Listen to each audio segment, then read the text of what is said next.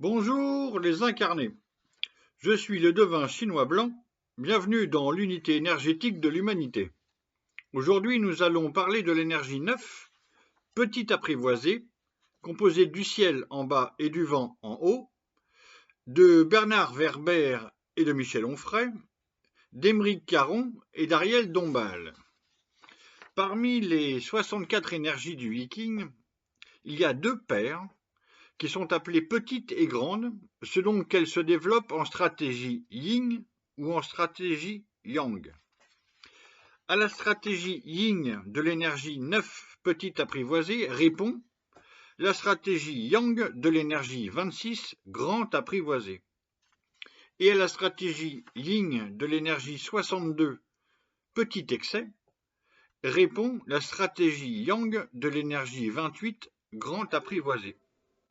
Il n'y a pas de jugement à avoir sur grand ou petit. Ce sont des stratégies. Il n'y en a pas un qui est meilleur que l'autre parmi les 64 énergies. Il n'y en a pas une qui soit meilleure que l'autre. Ok? C'est chacun la sienne. C'est déjà pas mal. Pour l'heure, l'énergie 9 petit apprivoisée s'écrit avec deux idéogrammes.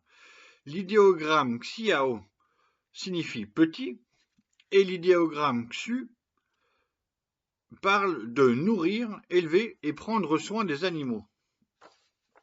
Avec cette indication, on sait déjà que les personnes qui vivent dans cette énergie, 9 petites apprivoisées, sont particulièrement sensibles, voire engagées dans la cause animale. Par exemple, on sait effectivement que Ariel Dombasle et Émeric Caron sont sensibles à la cause animale, que Caron affirme aussi être engagé et vegan et défenseur des droits des animaux. D'accord ? Quant à Bernard Werber, il est devenu célèbre, on le sait tous, avec sa passion pour les fourmis et le succès de ses livres sur les fourmis. Et il y a aussi d'autres petits animaux qu'il a décrits dans ses derniers livres, mais je n'ai pas lu cela. Qui parle, mais les fourmis, dans ses livres sur les fourmis, parlent aussi de la civilisation humaine, évidemment. Ok, il faut agrandir le niveau de lecture. C'est très intéressant, passionnant même. Je souligne donc simplement que dans la stratégie Yang de 26 grands apprivoisés, dont j'ai déjà fait au moins une vidéo, voire deux, on a des primatologues, des dresseurs de chiens, on a un zoo au château de Rosa Bonheur, etc. On a des gros animaux. Et dans cette stratégie Yin de petit apprivoisé, on a Bernard Werber avec ses fourmis. Ok ? Il n'y a pas d'ironie dans ma voix, il y a un amusement parce qu'on peut repérer. Ce sont des clés pour comprendre qui vit dans quelle énergie. Ok ? Donc j'ai donc composé un petit quatrain divinatoire pour Bernard Werber. 9. Bernard Werber, le petit apprivoisé, vent, ciel, écrire, dessiner, observer, phénoménologue, écrivain passionné, de la fourmi aux hommes, à l'humanité. Voilà, c'est simple, c'est clair, c'est ludique, et c'est juste. Je conclurai néanmoins mon propos par une critique. C'est très rare que ça m'arrive, mais là, le personnage mérite la leçon. À l'endroit du médiatique Michel Onfray, dont j'ai déjà écrit un texte dans le destin du genre humain, et c'est le seul personnage où, malgré la critique que je lui adresse, je ne le censure pas, je dis quand même son énergie, et j'ai quand même fait un texte dans mon livre sur lui. Ok ? Il n'y a pas d'insulte, ok ? Il y a des positions. Alors, j'explique ma position. Son athéisme est celui d'un forcené. Et c'est à ce titre-là que je le critique.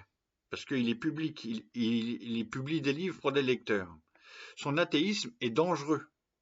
Alors certes, on sait que la philosophie a ses limites, le plus souvent, etc. Je ne développe pas cela. Je développe son caractère forcené de son athéisme. Donc je lui préfère de très loin un François Cheng qui nous parle de l'âme dans ses livres, l'âme vivante, universelle. Ok ? Je rappelle un fait essentiel. C'est là-dessus que je conclus. Le Yiking, le livre des mutations, est le livre sacré d'art divinatoire des Chinois, qui s'inscrit dans le fondement de la civilisation chinoise il y a plusieurs millénaires, il y a de nombreux millénaires. Le simple fait Que je puisse deviner et nommer quelle est l'énergie de son incarnation, parmi les 64 énergies du Viking, implique nécessairement la présence efficiente du sacré dans le vivant. Je répète, implique nécessairement la présence efficiente du sacré dans le vivant.